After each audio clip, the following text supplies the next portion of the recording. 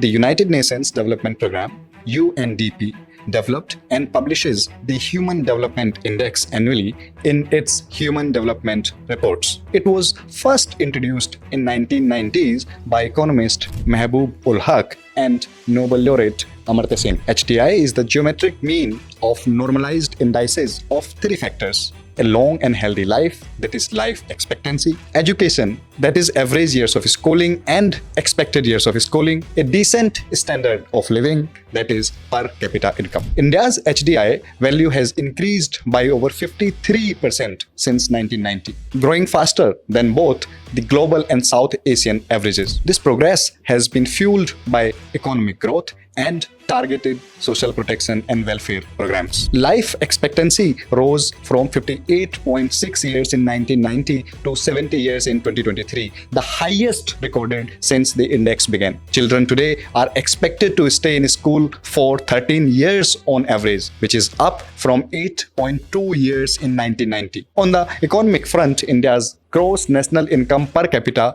rose over 4 times, from $2,167 in 1990 to more than $9,000 in 2023. Overall, India's HDI value increased from 0.676 in 2022 to 0.685 in 2023, placing the country in the medium human development category. However, HDI only shows averages. What about inequality? That is where IHDI comes in. The Inequality Adjusted Human Development Index. The Inequality Adjusted Human Development Index is a summary measure of key dimensions of human development adjusted for inequalities in every dimension. Higher values indicate higher and more equal development. Inequality reduces India's HDI by 30.7%, one of the highest losses in the region. India's IHDI is just 0.475. While health and education inequality have improved, income and gender disparities remain significant. This means development is not reaching everyone equally. Income gaps, urban-rural divides, and disparities in education and health pull it down. IHDI shows the real picture. Why is